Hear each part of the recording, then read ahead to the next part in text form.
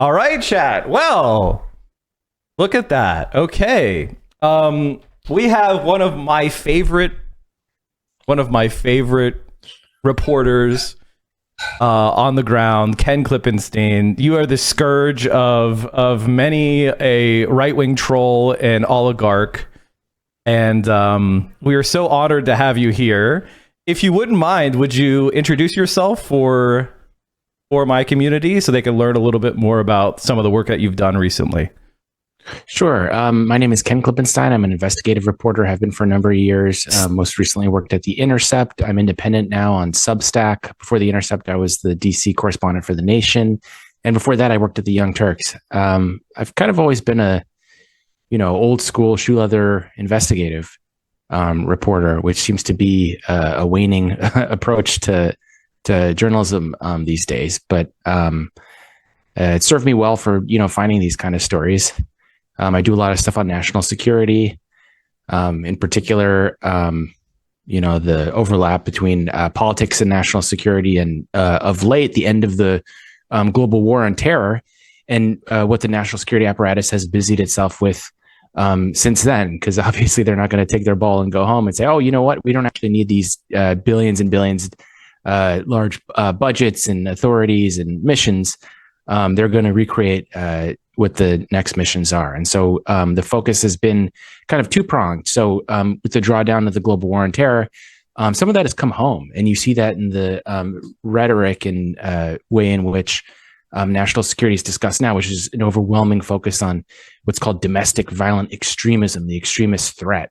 And so where before the focus might have been Al-Qaeda and ISIS, now the focus is far right groups, far left groups, and basically all sorts of things internal to the United States, which I understand in part people's concerns about them, but it's another question if you trust the FBI and the Department of Homeland Security and all these other agencies to respond to what I think are pretty deep-seated political problems within the country. But that's kind of what I've been focused on the last couple of years as a reporter. Well, the first, let's not avoid the elephant in the room, which is, I think you made a lot of your biggest stories as a reporter for The Intercept. Would you say that's fair? Sure. But you have kind of publicly departed from The Intercept. This is actually a story. I read this blog on my stream because we value the work that you do so much, as well as The Intercept. But I want to touch on it with you and kind of get into it a little bit deeper. But basically, you feel as if there is a interference with the reporting that goes on there from non-editors, non-reporters, in defense of kind of the nonprofit industrial complex and, protecting billionaires. Is that fair to say? Yeah, unfortunately, that was my experience the last several months. It was not my experience the first couple of years or so that I was there, but under the leadership of a new CEO and really dramatic changes that have taken place there, it just became difficult to impossible to do the same work that I've always been doing. I don't think I've changed. I try to do the same work I always had been, and was being met with a lot of roadblocks. So it just became untenable to stay there. A specific story that I think was kind of one of the things that was impetus for you leaving was regarding a billionaire passing money through. I think it was Jeff Bezos, if I remember correctly, who was passing money through a nonprofit while the Washington Post was losing about that much money and had that much of a shortfall. He was handing a bunch of money to this nonprofit, to another very wealthy friend of his.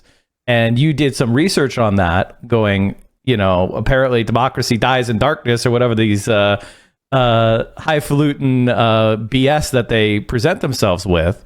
But at the same time, you're taking away that money and placing in the hands of a friend So it was kind of abuse of the tax code. It was showing his values weren't really where his money was going. Or his purported values weren't the same as where the money was going. And The Intercept really, really pushed back. Can you take a deeper dive into that story and if that was one of the major impetuses to you leaving? Yeah, so I just saw a press release from the Bezos Foundation for an award called, I can't remember the exact name, but it was like the Courage and Civility Award or something for people that uphold the paragons of civility in our divisive times or whatever. It was really. If I encourage people to look it up, the name in itself is really funny. But so he gave this $100 million grant to be given to charities of the people's choice that he gave this to, and it went to two people. One was the actress Eva Longoria, the celebrity actress, and then the other one is the celebrity Admiral William McRaven, who used to be the head of the Joint Special Operations Command, or JSOC. Isn't he working for a military contractor? Oh, I'm sure these guys, when they leave, I mean, I was talking to a general once who said, I'm going to retire. I'm going to be rich. And, they already get paid. Their general's salary in the military is capped at about $200,000, which is pretty good. But when they retire and they go on to become private contractors, that's when they have a word for it. They call it cashing in. They are just swimming in, and we're talking millions of dollars, tens of millions of dollars. If you're one of these celebrity generals like Mark Milley, I did a story on him and all the money that he made. I mean, their private speaking engagements.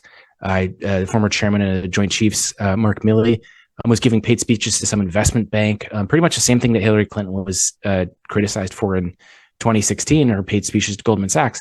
The former chairman of the Joint Chiefs, within weeks of leaving, he's doing this. And not just that, it's in many cases, it's not publicly disclosed. I only found it because I was curious about, how he cashed in, as I described a moment ago. And so I went on the Washington Speakers Bureau website, which kind of advertises their services and tries to pitch them to corporations and, different groups, saying, oh, pay him and he'll give you a speech. And they had a review, like a Yelp review of some big financial institution. I can't remember what it was called, Mobis or something. I can't remember the exact name. And that was the only reference to the fact that he was giving paid speeches to this investment bank. Yeah. And apparently one of the speeches involved like dozens, I think maybe over 100 CEOs. So this was like a big engagement. There was no reporting of it anywhere. It was only mentioned in a review that was like, oh, great speech, General. We would love to have him again. So I reported that. And right after I reported it, they took it down from the Speakers Bureau website. But what that tells us is we really have no idea what the extent of money flowing to these retired generals, that's kind of revolving door that exists between military service and the private industry when they leave. So anyways, all that background I'm trying to give you for the McRaven case. So McRaven leaves as commander of JSOC. He's, heralded as, oh, he oversaw the Bin Laden raid. He's just this archetypal example of a celebrity general that's going to get all sorts of accolades wherever he goes. And so he leaves, and then he gets this. He gets half of this $100 million grant, and that number stuck with me because I thought, oh, wait a second, isn't that the exact amount of money that the Washington Post just posted as a loss? And I looked it up, and it was right. That is the precise amount of money that the Washington Post lost the year prior, and which led to devastating newsroom cuts. I think they lost like 10% of their staff as a result of that. And so I write, once I see that number, it's like, oh, I got to write this. It's too perfect. That, when Bezos bought the Post, he didn't just buy it as like a financial investment. He had some kind of lofty rhetoric about how he's going to say, he wants to be a good steward of journalism and be able to look back on his life and saw that he did good things. And it's like, something like this just shows you he clearly has the resources to keep this thing afloat and not have to, he's got hundreds of billions of dollars. He has the resources to keep the Washington Post afloat. Even in just one thing, there's one expense that he clearly didn't have to do. And it just kind of rubbed me the wrong way, because it's like, okay, charity's obviously a good thing, but it's like, does it have to go to these celebrities? Like, shouldn't it go to like people that actually are doing the work on the? I mean, I could think of any number of people working in homelessness or youth empowerment or whatever that would probably have a much better familiarity with how to dole this stuff out in a way that's going to help. So that kind of irritated me. So anyways, I wrote it up, and I honestly thought it was a really kind of like obvious story, just because, okay, who likes Bezos? Everyone's critical of him. And then our co-founder, the Intercept's co-founder, Jeremy Scahill, wrote a very good book called Dirty Wars, and a documentary, Academy Award nominated documentary, Dirty Wars, specifically on JSOC and on Admiral William McRaven, who received this. So I thought, oh, this is just like classic Intercept story, right? Yeah. So I read linking to an old founder, attacking billionaires. What could possibly go wrong, right? It felt like a layup. Yeah. So I sent it in thinking like, oh, this is gonna be fun. So I do some investigation. I basically map out McRaven's financial holdings, show that he has a ton of money already. Like, if this guy wants to give $50 million, it should be no problem given the amount of, how did he make so much money as a special operations general? I wonder. He cashed in. Yeah. I mean, he goes on these TV shows. He writes motivational books. I mean, it's very weird. They become sort of like gurus when they leave, these very high ranking generals, because they're not even just giving their military expertise. They become sort of like weird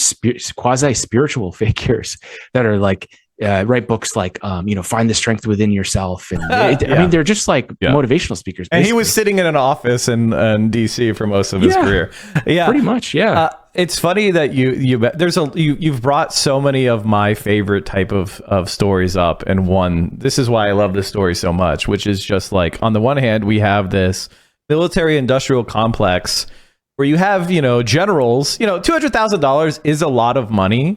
But it's also not a lot of money. I mean, we're talking about first year associates at Big Law, make that kind of money. It's, a car dealership manager makes that kind of money, and these are some of the most high ranking generals of the, one of the largest militaries of the superpower.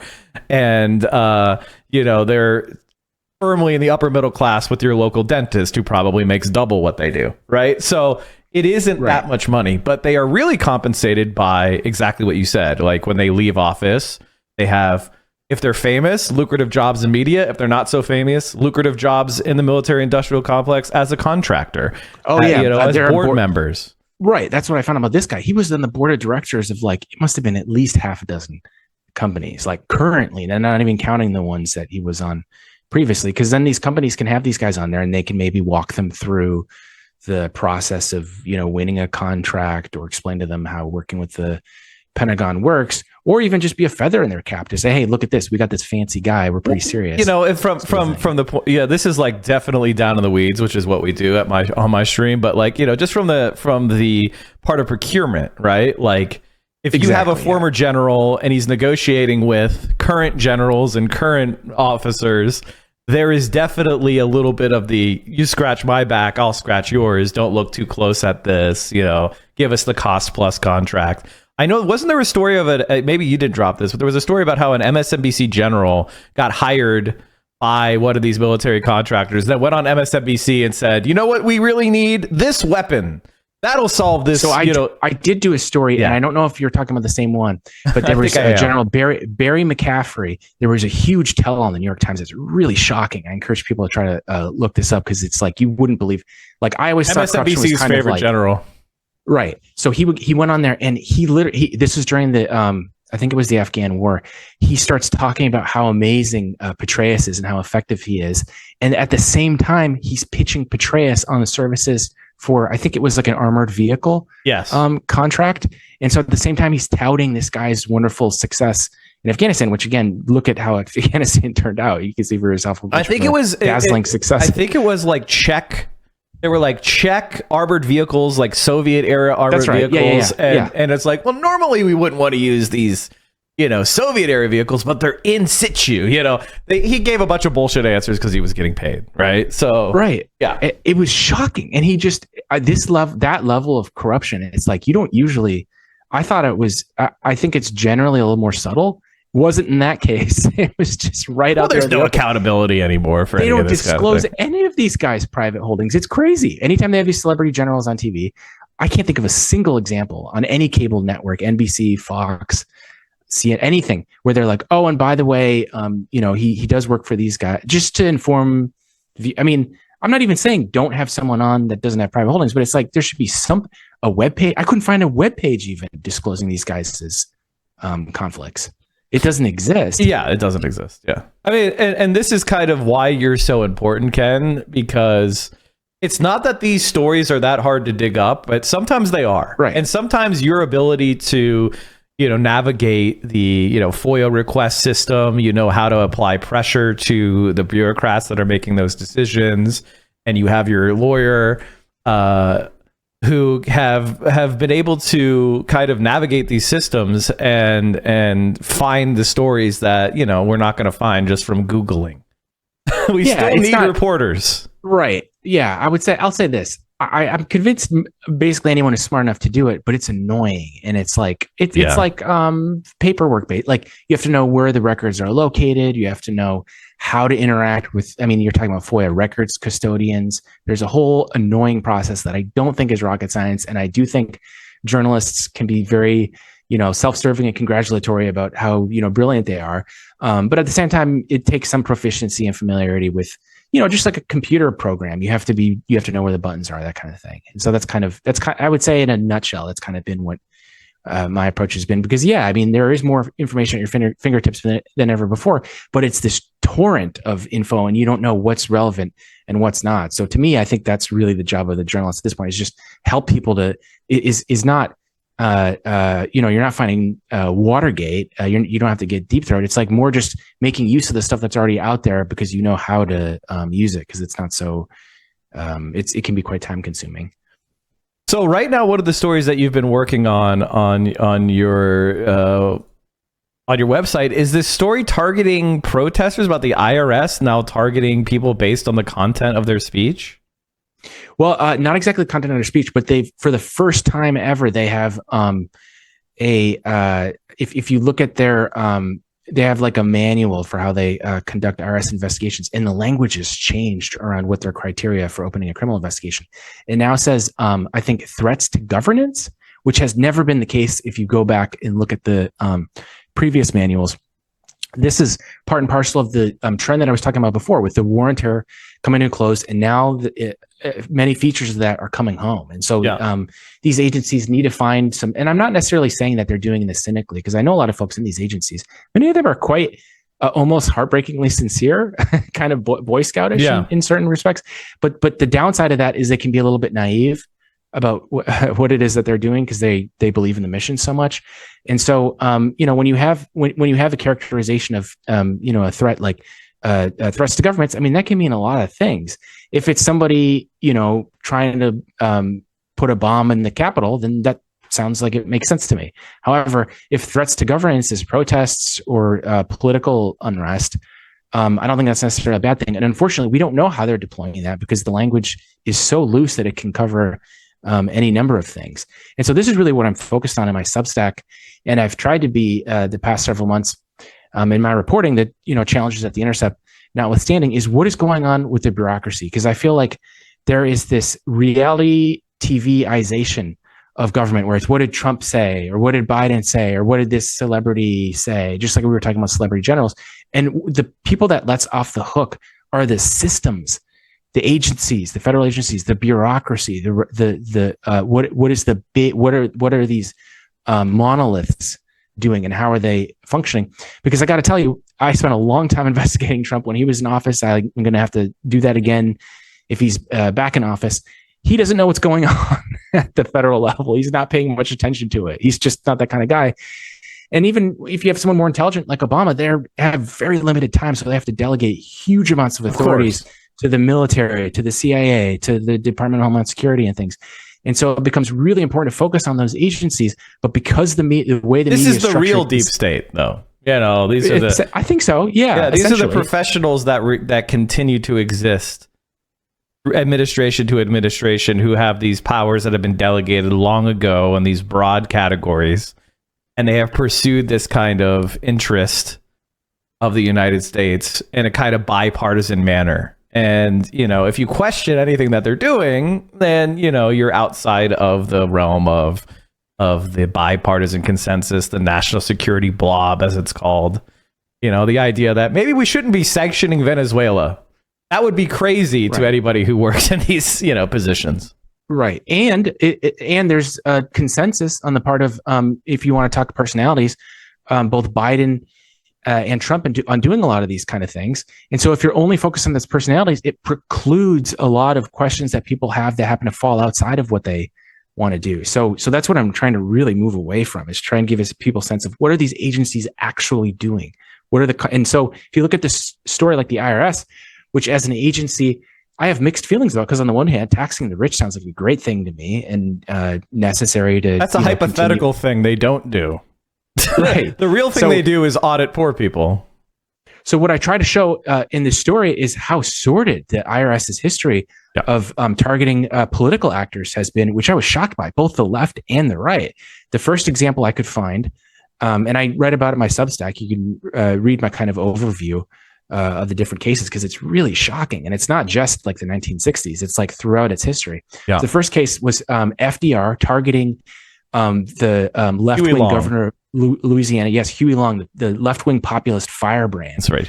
Because he perceived him, I think rightly, as a potential threat to his reelection, since he had outflanked him on the left on a number of key issues. And, historians actually credit Long with pressuring FDR to adopt more progressive policies for fear of a challenge from him. So that was the first target. And, this is well before 1960s and COINTELPRO, and the period that people kind of think of when they associate. They were still doing the same type of shit, I'm sure. Right. Yeah. So this goes, it was basically every presidency I could find. Up through Clinton administration, Trump was reported to have continually taught his own chief of staff, General Mark Milley, it's the chief of staff of the White House at the time. He said Trump would frequently say, "We got to target these guys. We got to use the IRS to target these guys." Turns out they audited they actually did. Both the former FBI director Comey, as well as who was the other guy? Another bête noire of Trump's, another enemy of Andrew McCabe. I pulled the article up for you. That's right, McCabe. And there is an interesting story in the Times on this that describes that the statistical likelihood of two people like that is like extraordinarily low. So it's like you have this whole long history of abuse, and that's kind of what motivated me to look into to see what they're doing differently. Well, that sounds like a conspiracy theory, Ken. How dare you try? How dare you doubt the veracity of the audits of the IRS? So the question to me is, okay, so what are they focused on now? Because I see this broader shift. Talking to sources and just reading their own strategy level testimonies to Congress, the documents they put out, it's clear that the war on terror is over. So the focus now is internal. And to me, I think, okay, what does that look like? And my strong sense is that particularly since January 6th, there's a lot of agita on the part of the federal government about threats to their governance. And I think that's really what you see in that document when they say threats to governments constituting. And the thing is, that doesn't necessarily mean they're focused on the right, though. No, there definitely won't be. Right. So, Ken, let me just propose this to you, then you give your reaction. I'll be the person saying it.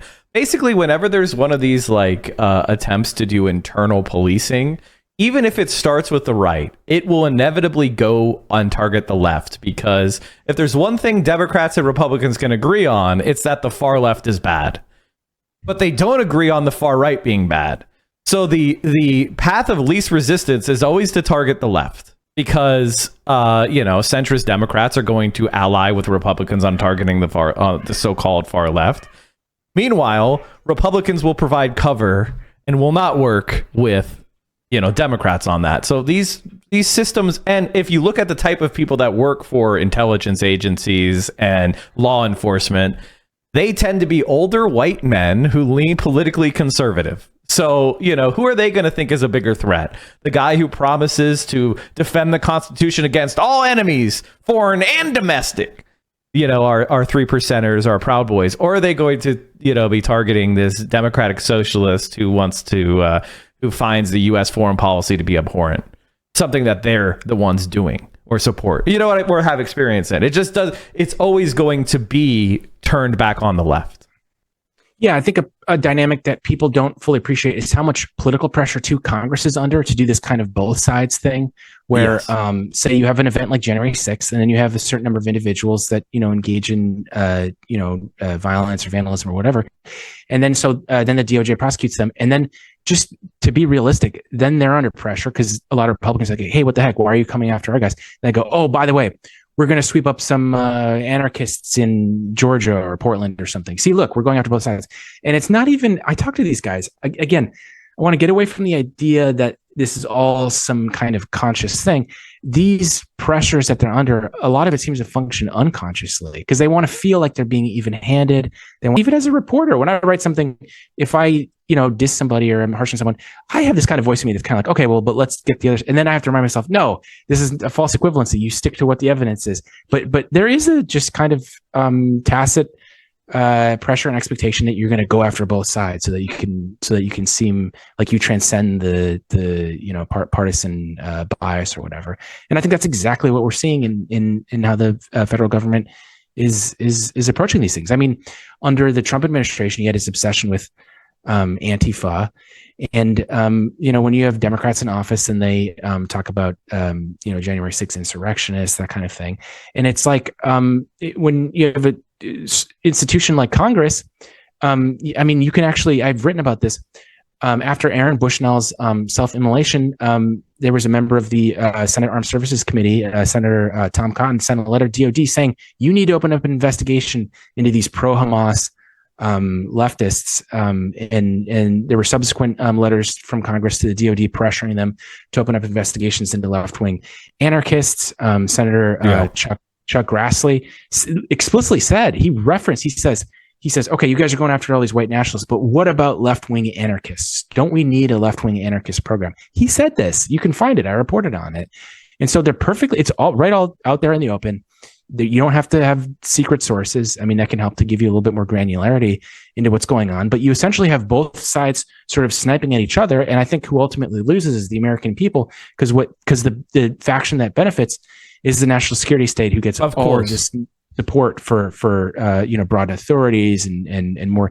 And again, you don't have to federalize and turn cases into terrorism to be able to prosecute something. It doesn't have to be like, that's not necessary. That's kind of my point. It's like, my point is like, okay, I'm not saying ignore someone who vandalized a window if it was on January 6th, but it's like, does everything need to be elevated to this level? Everything is an insurrection. Everything is terrorism. That's just, to me, that's an unhealthy route to go down in general. And I wish that there would be more skepticism about it. Well, I mean, I think it's very fascinating because, when you look at, for example, the college protesters at their own college's quads, right? Which is pretty much the opposite of disrupting the public. If you're a student at your college on your quad, you are the opposite of doing anything you're not blocking a thoroughfare or something. It's just a common area of the university that you pay to attend. And we have used incredibly harsh physical force from law enforcement, including, speeches calling these protesters anti-Semitic by the president.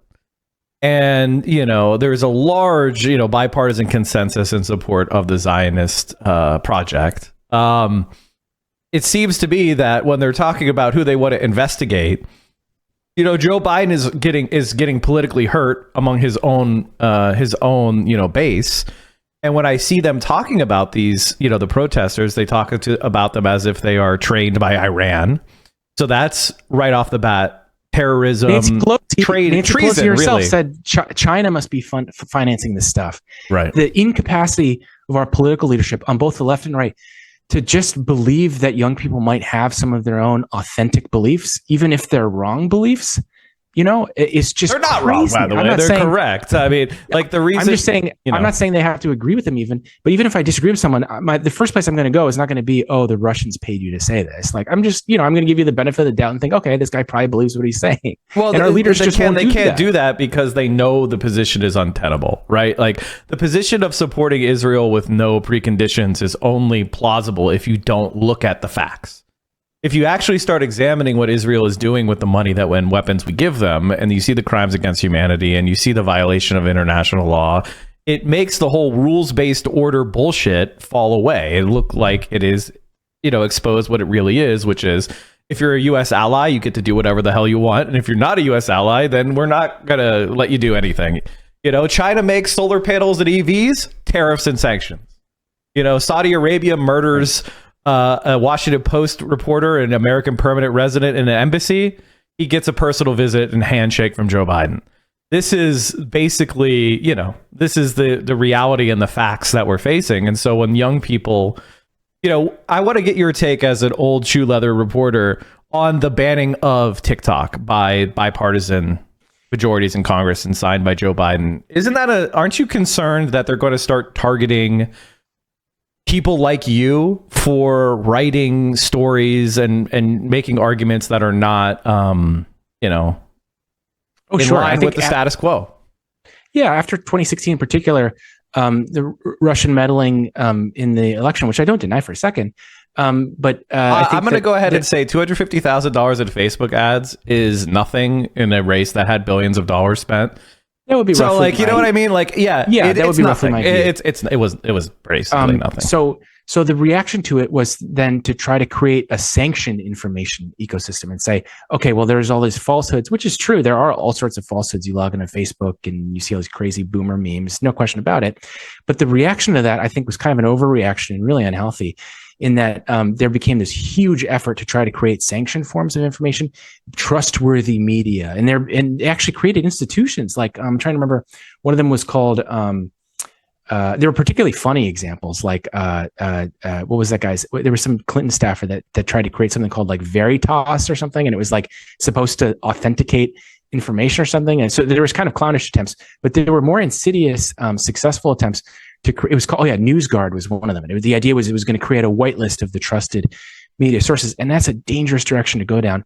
Not because there aren't untrustworthy sources of information, but putting constituted authority figures in a position to determine what is truth. That's dangerous, because guess what's going to be on the whitelist? It's going to be all our favorite news outlets that we were just talking about, MSNBC, the New York Times, the people that have the celebrity generals on. And, that's not Alex Jones, but they come with their own set of problems. Let's be honest. Like, the New York Times has had a number of confirmed links with CIA operatives. We've talked about, like, many New York Times reporters that were basically just republishing statements they were getting from intelligence services that were, there's a grand apparatus of the U.S. spending money on foreign reporting and then having reporters at home citing that foreign reporting, which was actually, these are not even conspiracy theories. They just passed, I think, $500 million to do anti-China propaganda, and where do you think that goes? Right. So to answer your question, I actually did a specific investigation on this because I was curious what the evidence was, because I thought, okay, CCP, authoritarian government, like, it's possible that they're doing something with this app. And so basically all I did was just read very closely the testimony, which obviously is under penalty of perjury, to Congress, of the FBI director, the CIA director, and the director of what's called the Office of the Director of National Intelligence. Every single one of them was careful to hedge and say there are potential concerns, which is to say they don't have anything specific. They pulled it out of their ass. Yeah. And so they made it up. There's potential concerns about everything, right? Yes. And here's the thing. When those agencies say we have potential concerns, that doesn't necessarily mean that they didn't try to find it. I mean, the CIA has plenty of resources to try to recruit human sources from the Chinese government to tell them what their information are, cyber weapons to hack into things to try to establish. Well, they have hardwired back doors into almost all the products, right? They have all kinds of tools, clandestine, covert, and otherwise and if they, with their budgets and their resources, weren't able to find this, I have to conclude that it doesn't exist. And if it doesn't exist, then what is the threat and what is the point of any of this? Well, and this is what I wanted to talk to you about, because this banning is really a content ban. It's a ban based on the content that's being posted on the website. That's the motivation for it. And we saw quotes from Mitt Romney. We've seen quotes from, MSNBC, the White House, talking about how, from Republican senators, Democratic representatives, about how TikTok I did a story. Oh, you're going to love this. I did a story on exactly this. I had a friend in the State Department that told me, he says, oh boy, I think it was the deputy chief of the Israeli Ministry of Foreign Affairs. He told me, he's like, oh, this guy's on one about, what was it? He's convinced that TikTok is the reason that young people are critical of Israel in the United States. I was like, what? And I actually ended up getting documentation to this effect. Part of this was reported in NPR. I linked to it on my Substack. But the Israeli government told the U.S. that they believe that this whole, just all of the youth opposition, the protests and everything, it's because they spent too much time watching the TikTok videos. And it shows you the extent to it. That's the most striking feature of covering the national security state, is how much they believe their own bullshit. Well, I think one of the things that I would say to you, Ken, is I think that they're right, actually. Not completely, but partially, which is that traditionally they had a the stranglehold over media. Like, if you watch MSNBC, there, for a few exceptions, you're getting a virulently pro-Israeli position. You're not seeing the atrocities reported. You're seeing the deaths questioned as the Hamas-run ministry. You're seeing, the victims of October 7th. You're getting a very one-sided, when you see the airstrikes, it's from, 2 miles away and it's an explosion on the horizon, right? You're not seeing the explosion and seeing the children killed. You're not seeing the body parts of the mutilated. You're not seeing the amputees. And on places like TikTok, you are seeing that. You are seeing the consequences. I agree with that. Of that. But like you said, places like TikTok is one example of dozens. Sure. It's not just, it's Twitter, it's YouTube, it's Twitch, channel, Twitch it's with everything. me. And it's the fact that everyone has a camera now on their phone, and so things can't be hidden as easily. So it's part of a huge, society-wide decentralization of the means of producing media, and to scapegoat TikTok. It just sounds like a Grandpa Simpson kind of. Oh, no, you're absolutely right. You're absolutely right. Well, it was the biggest, right? So, they kind of slayed the Goliath, but, and you're right that but, here's the problem, Ken. Like, if you look at somewhere like Instagram or, they're putting content blocks in, they are deprioritizing certain content in the algorithm, and they are, does it stop it completely? No, but it does help them control. It's basically like they proved everything that Noam Chomsky said about manufacturing consent correct, but also manufacturing consent was too gentle. Like, they are actively, intentionally. Yeah, I think it's these soft forms. I think it's these soft forms of censorship that are most insidious. Because if somebody just completely takes something down, everyone sees that and it just looks authoritarian and crazy. Mm-hmm. But that's not how these institutions function. So instead, they will. And Elon Musk himself, the great free speech warrior, has come out explicitly said, freedom of speech does not mean freedom of reach. And what that means is that, okay, you can post something and we're technically not going to take it down, but no one will see it because we won't serve it on anyone's feed and algorithm. So effectively it's been banned, but as far as you can tell, it's still up. And that's really the most, I think, dangerous form of a threat to free discourse in free society, since they can't just, have, a police officer come bash through your door and just destroy your computer.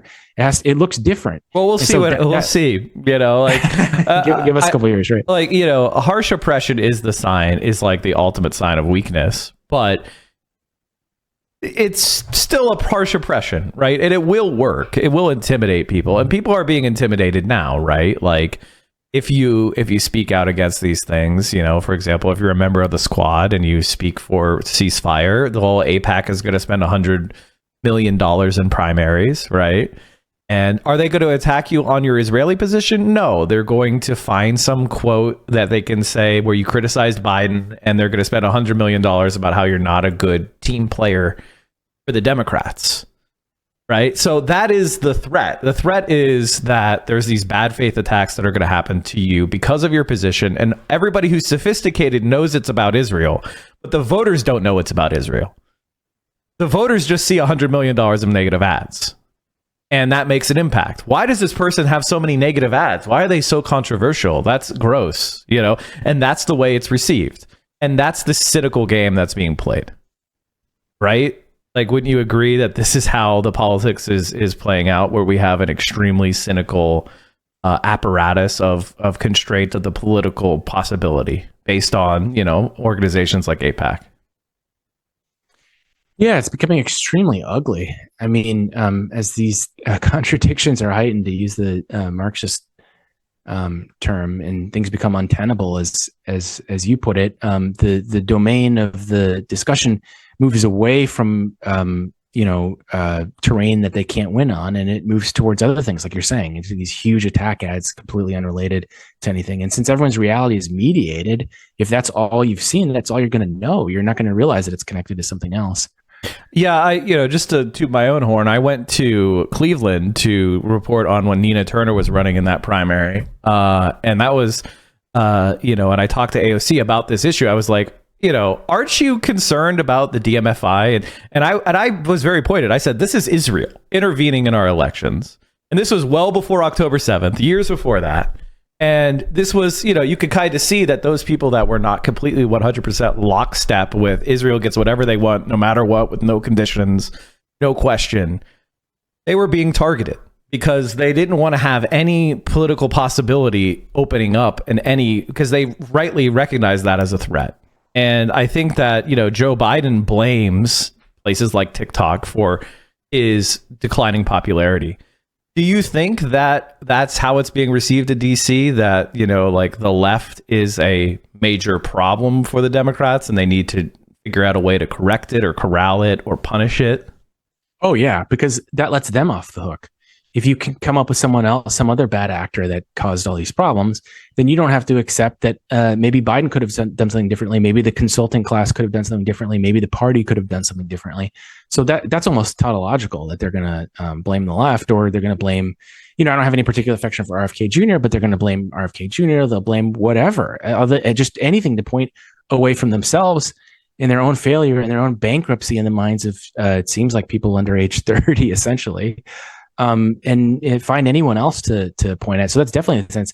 And the other thing I'd say is like how out of touch people are here. I mean, I've heard a number of people say, I know a nice kind of progressive person who works on the Hill that was saying like, oh, Trump. I remember I was out getting drinks with him and several other people. And he says, oh, this trial with Trump, he's finished. No one's going to vote for somebody that has like felony charges sitting over them. And he's like, not a bad guy. He's not a centrist or anything. And I was just kind of like, do you really think they're going to care? And he's like, oh yeah, it's going to be. And so, I mean, and that's an example of a progressive, like as you that's get closer to the center. By the way, folks, because the people who are making decisions are incompetent. With all due respect to your friend, like it just out of touch. It betrays a complete lack of understanding of how political media and political opinion is formed in this country. If you're a right of center person, they have a marching orders that are issued by Fox News. And like that person obviously doesn't talk to a lot of Republicans, because if you ever do, and as somebody who, some of my background, I grew up in Pennsylvania politics, and I knocked a lot of doors, tens of thousands of doors, and I've had tens of thousands of conversations with Republicans. And I can tell you, they would be the top 4 talking points from Fox News. Right. And it would continually rotate. I remember when the Ebola outbreak was happening, and 4 American, healthcare workers were brought back to America upcoming to the 2014 election. And every time I knocked on a Republican door, it was, they're going to spread Ebola. Obama's spreading. We gotta shut down. We can't allow these doctors here. This is the point I was getting at before. Reality is mediated. Exactly. What someone else sees is not the original thing that happened.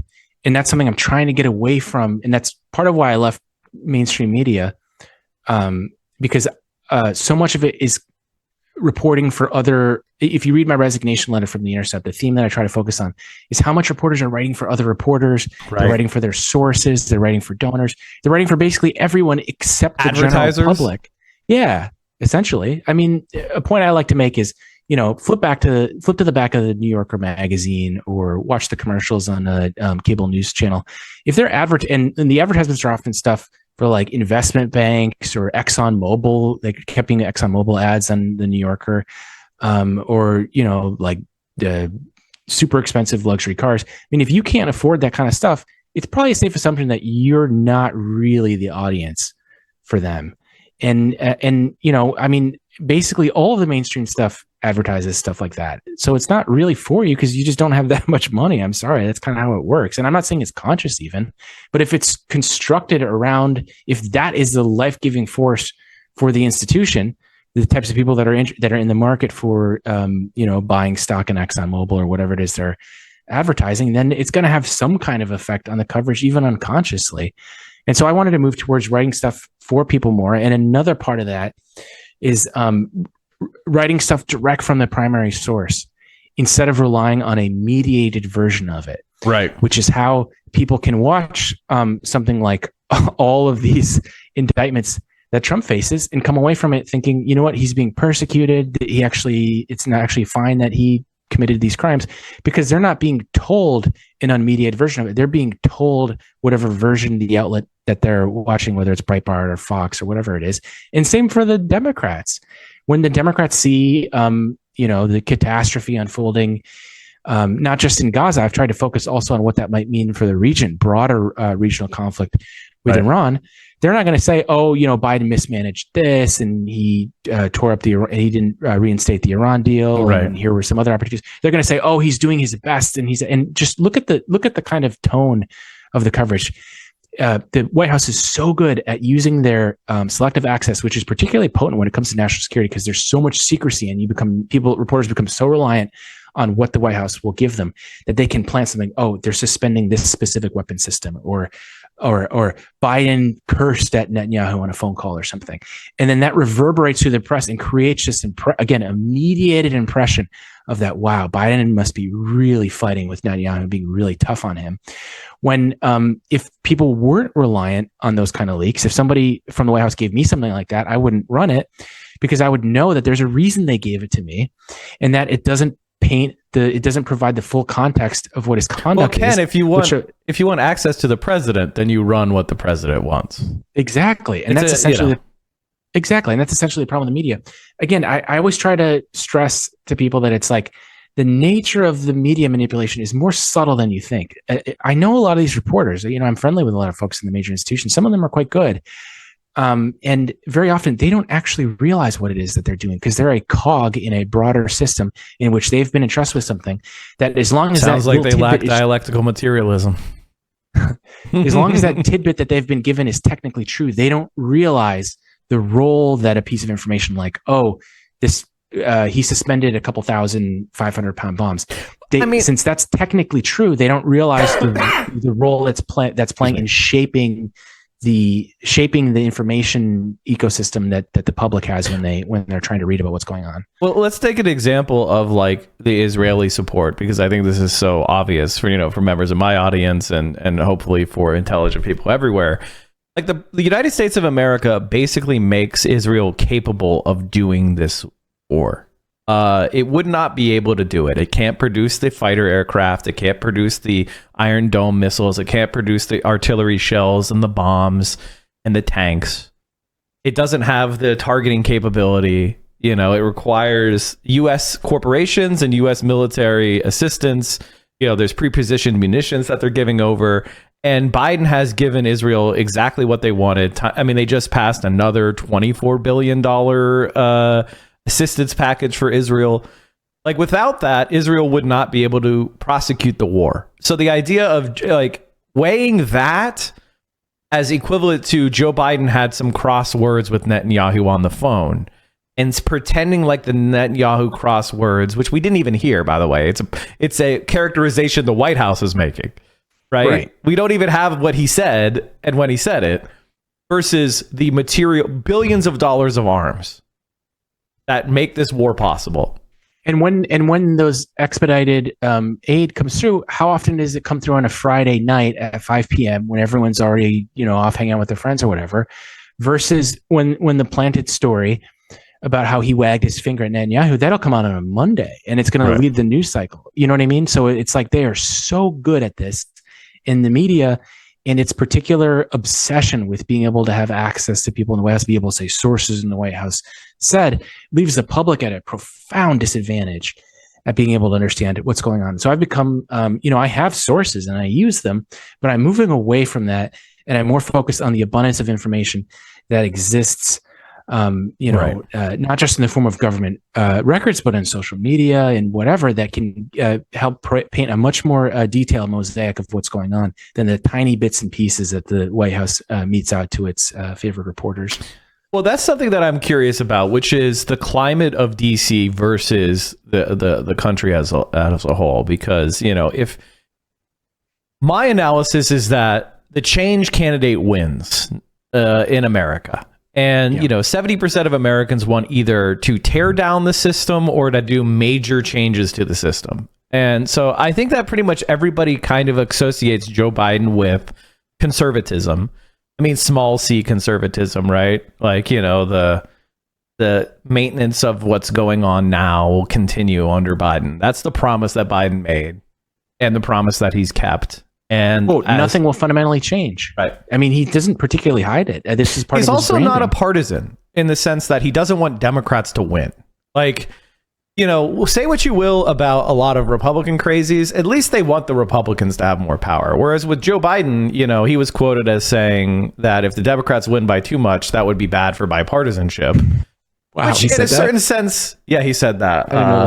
I think it was originally. I have an article at The Hill. If somebody in the chat wants to leak it, one of the 2,700 of you find he doesn't want the Republicans to lose by too much article. Thank you. And the nothing will fundamentally change to his billionaire donors.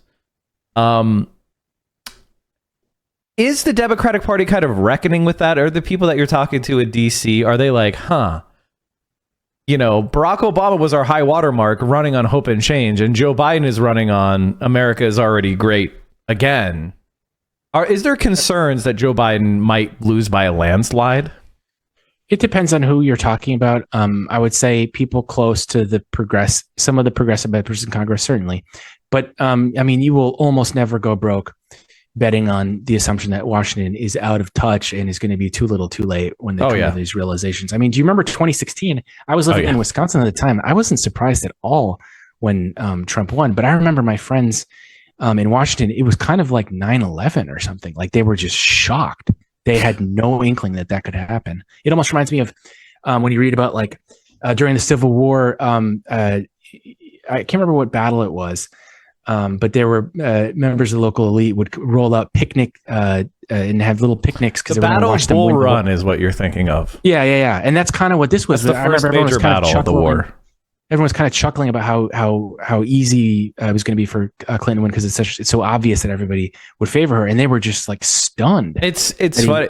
This is some of my origin story because I was working. I ran for the House of Pennsylvania in 2014, and I was working in some state legislative and statewide races in Pennsylvania, and I was working in Northampton County, which, if you don't know, is one of the pivot counties, which was an Obama-Trump county. Oh, interesting. And I was working for state legislative candidates in swing districts within that swing county, right?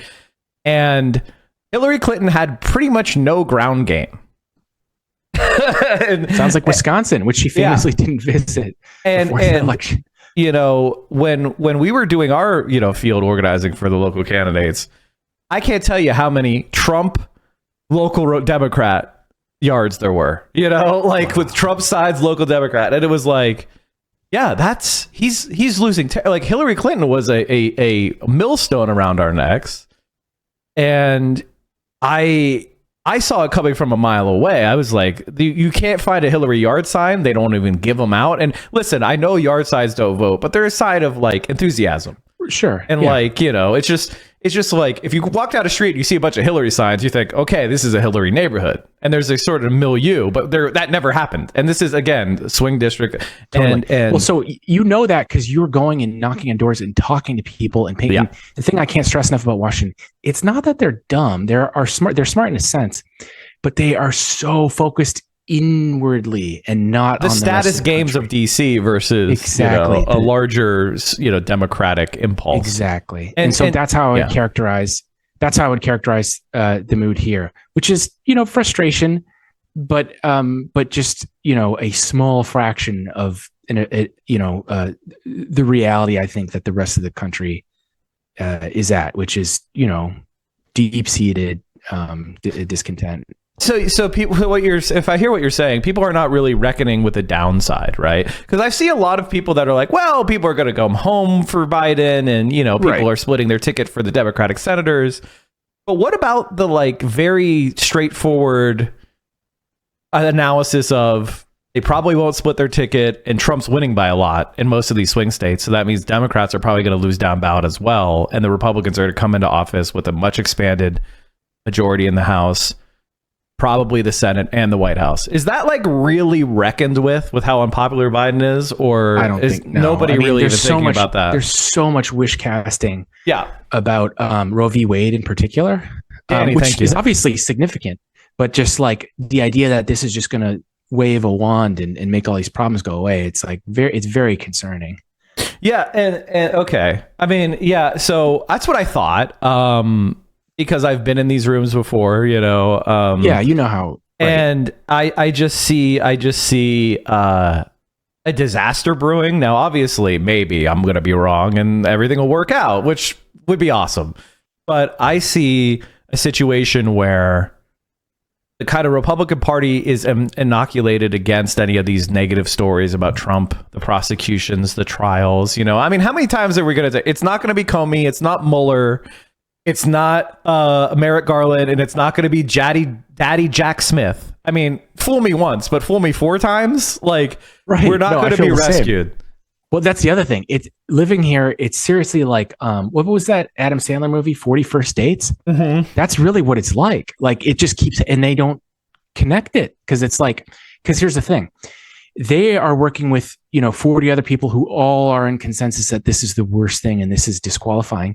So if you literally just try to put yourself in a situation, if you are a relatively agreeable person and everyone else that you work with says something, which is, oh, these things are disqualifying, he's finished. It's pretty hard to get outside of that mindset and say, well, no, I'm a little skeptical of that because it happened 3 times previously. So the groupthink is just overwhelming here. Yeah, you're telling me that we're the Titanic and we're blasting into the iceberg because,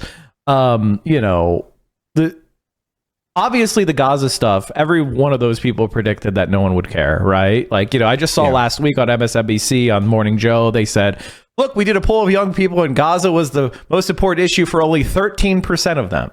Now, let's leave aside, I just want to make a comment, if I could, Ken, which is 13% of people saying this is their most important issue is what wins and loses elections. That's the NRA. Right. The NRA built itself up for decades as a power broker of the Republican Party because they said our gun rights voters will vote in lockstep and we can choose parties. We can choose candidates based on that. So don't fight us, right? Or else we're going to bring these people home to bother you. So to have that many people say it's a very important issue and it's a brand new issue, that's huge. So they had interpreted it completely wrong. And their main point was we could just ignore them because who are they going to vote for? Trump? Right. I mean, so the other line, that's the line I hear essentially is kind of like, well, Trump is even worse on Palestine. So they're going to they'll get their heads together and realize, okay, well, it'll be much better for Biden. Not realizing just how could he be worse? Like the role that despair plays. How could he be worse? I mean, I challenge that. I mean, yes, I'm not saying Trump will be better, but we have the worst. We have the worst possible thing. And I feel like when you don't acknowledge that, you're already losing. Because it's not that Trump's going to be better on Palestine. He's going to be, I mean, we already have the worst possible outcome. A plausible genocide is occurring. Starvation, famine, Washington, tens of thousands of children.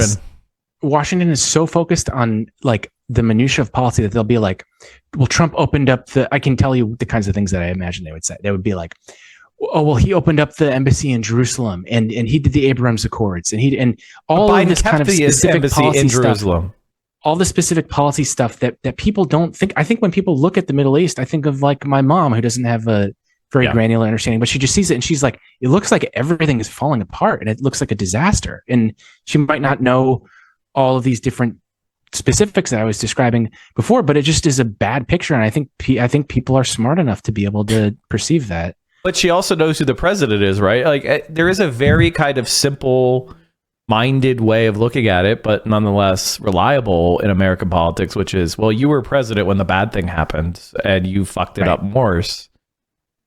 So, and that's essentially that's the pitch of the Republicans. They're saying, do you feel like you're better off now or it was better off before? And that doesn't paint a great picture for because I mean, like my mom said, it just feels like everything's falling apart completely aside from the policy specifics.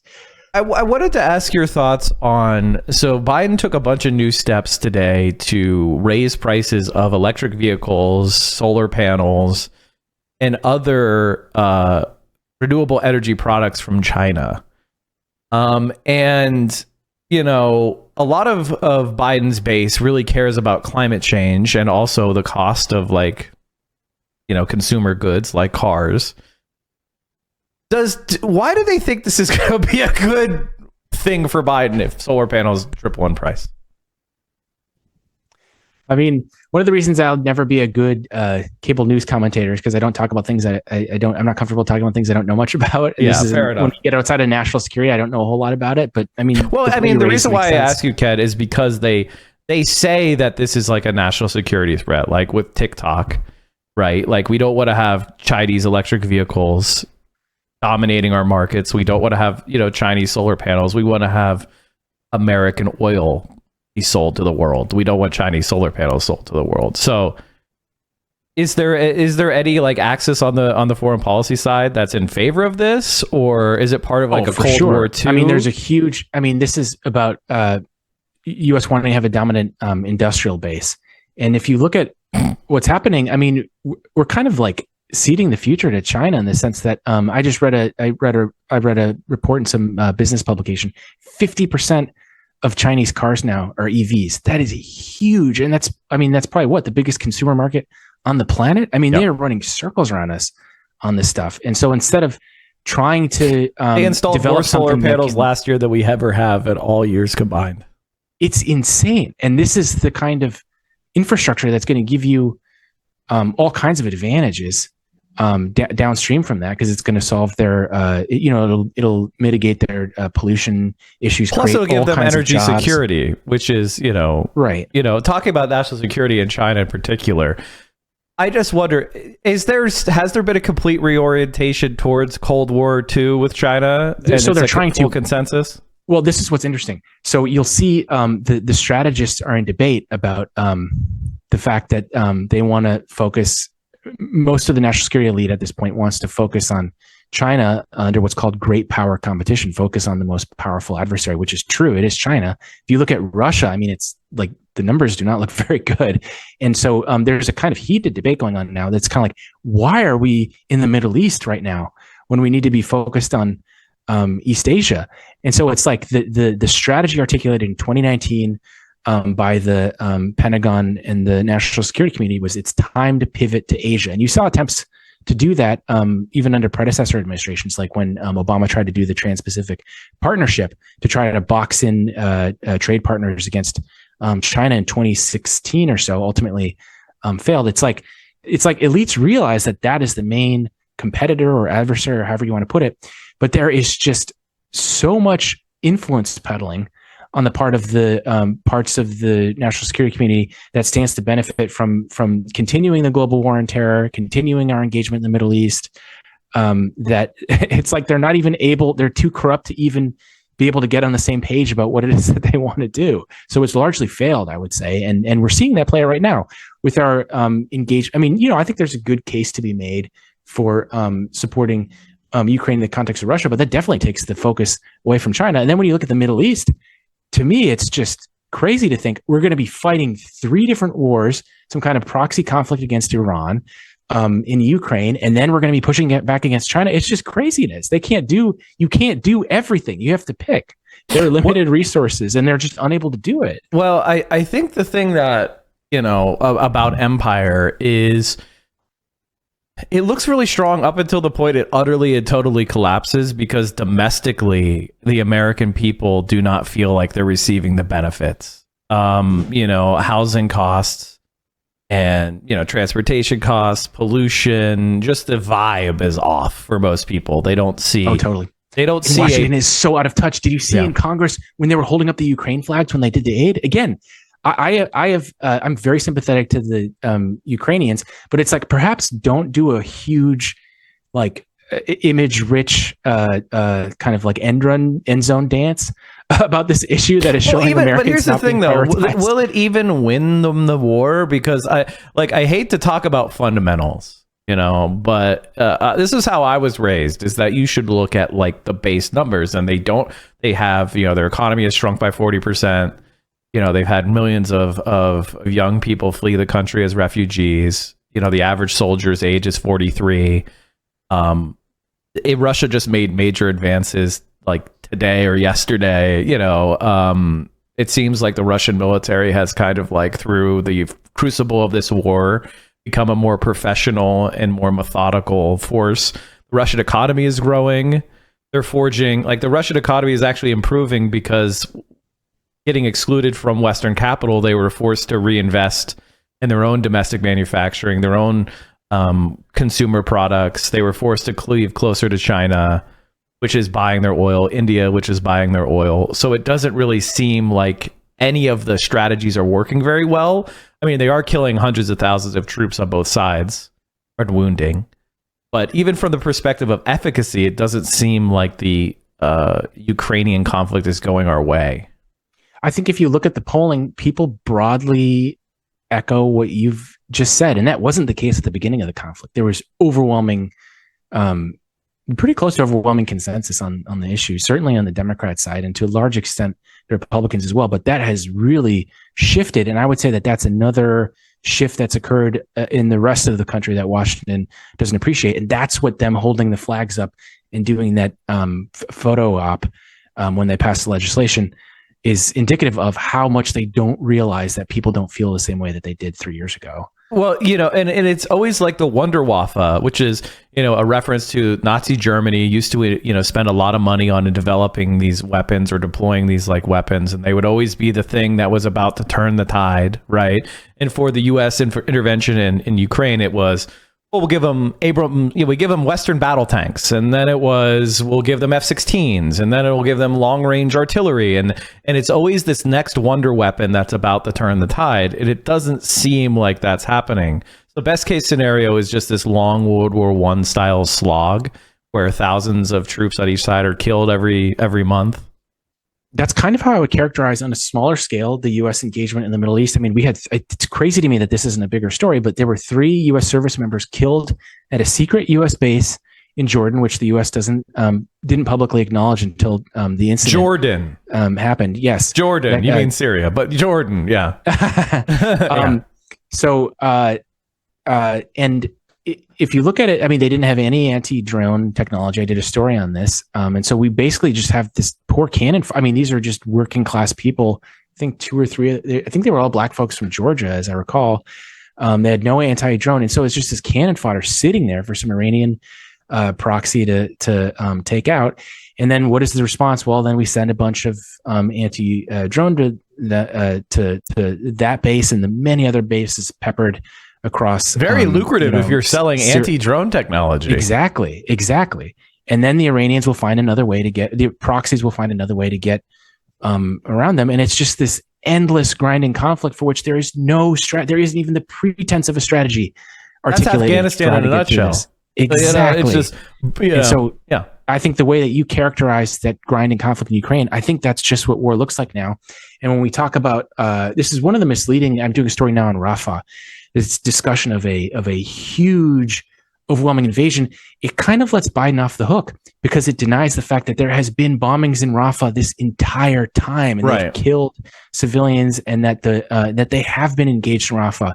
There's no, imminent war in Rafah because it has already taken place. And so when you warn of this Normandy style invasion, which I don't think that Israel has very much incentive to do, then when it doesn't happen, then Biden can say, look, I prevented it. Didn't I do great? When the reality is that there was little chance that an invasion of that nature was ever going to happen in the first place. And so I think that's another way that they shape the discourse around these things, is by setting expectations in such a way that people are worried about something happening, which is not going to happen. Well, what about the entire idea of like Israel is losing the war? Now, I'm not trying to say this from the perspective of pro-Hamas. It's just, it seems like, this is a very small stretch of land, and they've been battling there for over 7 months, and they've withdrawn from various areas, and according to some reporting, Hamas returns to those areas. So the idea that even if they did invade Rafah, that they would, quote, destroy Hamas seems to be laughably false and not plausible. Yeah, I think that's true. I mean, shouldn't that have been the lesson of the global war on terror, that these forces will just melt into the countryside or, move? I mean, these things are not static. This isn't World War I where you've just got some fixed trench of uniformed soldiers. I mean, they can just flee or move, Well, yeah, and okay, so I think the main like cleavage we have between the young people of color, the left, and the Biden administration is the concept of like having any kind of plan on anything. And it doesn't seem that Biden has a plan on anything. Like, for example, the Supreme Court, very conservative 6-3. Biden has not come out in favor of expanding the Supreme Court, retirements, or anything, really. So the Supreme Court, I guess, is just lost for a generation, best case scenario. So on the Supreme Court and abortion rights, he really has no plan. On things like, gerrymandering or political suppression, there seems to be no plan. Global warming, it doesn't seem like he has a fruitful plan. Israel, doesn't seem like he has an actual plausible plan to a two-state solution. What his national security advisor said when he first came in office, he says, our Middle East plan is, quote, back to the basics. We're going to go back to the basics. Just like Biden's statements, nothing will fundamentally change. They advertise this. And I think maybe there was a kind of logic to it in 2020 during the chaos of the pandemic and the chaos of the Trump administration and January 6th and everything. He barely won. We're going to so even under those conditions, this his attempt to sell a return to normalcy barely got him across the finish line. And now we're in a situation that's not anything like that. So it just seems like a losing message. And it's absolutely the message that they continue to broadcast, it seems to me. Okay. Yeah. Wow. I mean, we could go on forever and I just want to point everyone to your amazing reporting. We have one on like the FBI targeting these protesters, all federal law enforcement being deployed. Yeah, this is shocking. So these college protests that are taking place, the different federal agencies that I've been describing below the level of these celebrity cabinet officials and administration officials, unbeknownst to people, the Federal Protective Service has had a role in surveilling the protesters. Isn't that the force that attacked under Trump in the Portland protests? Yes, it has a unique authority, which is that it can deputize other officials and local law enforcement to effectively become Federal Protective Service. So when you saw unmarked vehicles during the Portland George Floyd protests snatching protesters off the streets and people weren't able to tell what agency they were Federal Protective Service. And in fact, in some cases, they were BORTAC units. That's like the Border Patrol's special operations. Isn't that the group that went in after an hour and a half in Uvalde? Wasn't it a BORTAC unit? Yeah. So they're like spec ops for. So I mean, these guys. When I had a Border Patrol source that I said, "Oh, it sounds like there's BORTAC there." He goes, "What?" He's like, "Those guys kick in doors and to fight like cartel. Like that's like serious shit. Why would they be responding to like protesters?" He was shocked by that. And they spray painted BLM on the side of a building. Right, exactly. So their authority is that they protect federal assets and buildings, and so that might sound like a pretty narrow authority, but here's the thing: under by federal statute, protecting those facilities, you don't necessarily have to be inside of them. If you can articulate a case that being outside of a building is going to protect it from some foreseeable unrest or whatever it is, and so this gives under the Department of Homeland Security, a post 9/11 agency that's younger than I am, extraordinary authority to be able to operate, almost all over the country. And so they're involved in surveillance. Another agency called Homeland. And what I'm struck by is how many of these agencies ordinary people have never heard of, because again, the reporting focuses so much on the palace intrigue of what did Melania say or what did Trump do? I saw like the Air Force Special Investigations was in there. And and I mean, they can be members of task forces, joint counterterror task forces that can draw on different agencies that might not normally respond to something. So, I mean, they've got a real big toolbox to be able to respond to social unrest, again, particularly after George Floyd in January 6th, which has gotten short shrift in the media because it doesn't fit that framework that I was describing before of what did Hope Hicks say or what did what did this person say? Worthless. But wasn't Biden's response to the college protest to propose 100,000 new police officers being funded? I didn't see that. I mean, what I've seen in his interview on CNN, in his speech on Holocaust Remembrance Day, is just pretending like they don't exist. Is when he's asked about it, he doesn't address any of the points they're raising, not even to disagree with them. I would respect it more if he said, "Here's why I disagree with what they're saying," or "Here's what they're missing." At least that would be addressing it. Instead, he just brushes it off. Watch the CNN interview. He doesn't address them at all. He just changes the subject and says, Hamas attacked on October 7th or whatever, and doesn't address the demonstrators at all. And that's a huge part of why, I did a story comparing a very imperfect politician, Barack Obama, in his response to the Black Lives Matter protests in 2016. I mean, he didn't do a lot in the way of policy, but he at least acted like he was interested in what they were saying. He invited organizers to the White House. He directed the DOJ to start a task force to respond to police brutality. Again, all stuff that I think is insufficient and he should have gone farther on, but at least it was something. Biden hasn't done anything. He hasn't met with any of the protesters. He hasn't directed agencies to do any kind of investigation or look into what it is that they're interested in, not even a pretense. And that's just going to piss people off. Wow. I mean, I can't say that you've given me any hope. I'm sorry to say. I know you're just reporting the facts as you see them and giving the analysis that you have here, but it feels like a red scare, because that would be the political easiest thing for centrist Democrats to do, would be to join hands with somebody like Tom Cotton or that's why they're saying this stuff. Oh, is there Hamas behind it? Is there China behind it? Because what people might not realize is when Nancy Pelosi says I think the Chinese are behind this stuff.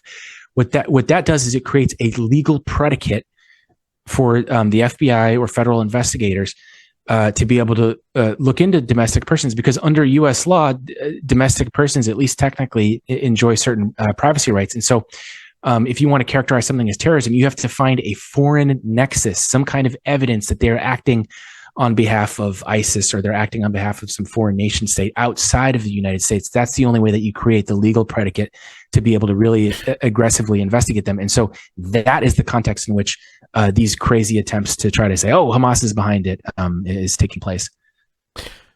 Well, thanks so much. I mean, if you have some more time, I'd love to keep you on. We've went over by about 20 minutes, so if you want to stay on for a little bit longer, I don't mind. But if you have to go as well, unfortunately, I have to file one of these stories I was just now talking about the Rafah situation, how disingenuous Biden has been on it. But I'd be happy to join you at some point in the future. This is really. I hope you enjoy. Sorry about the late. I sent it to you literally at 1. I'm an asshole. No. I'm sorry. Everybody, please, Ken Klippenstein. Yeah, .com. Is that where we can get? Yep. Everything? Just say hello on Substack. We have a chat going where I take reader questions and inquiries about things you might be interested to point me in the direction of. Because again, I really want to be the anti-Washington. If I've learned anything from being here for half a decade now, it's how important it is to pay attention to what the rest of the country actually thinks, and not in the internecine conflicts here. So it's really rewarding for me to talk to people and see, I'm interested in this, or I'd like to learn more about this. So please do reach out. All right. Well, thank you so much for coming on. I'm spamming your link and I have it pinned in my chat. Everybody seemed to love it. Thank you, Ken, so much for coming on and all the important stories that you're working on. And we're gonna keep an eye on them. And I hope to have you on again soon. Thanks so much for coming on. Thanks so much. This was a lot of fun. Let's do it again. All right. See you, Ken. All right. Bye, guys. Bye. All right, chat. We did it.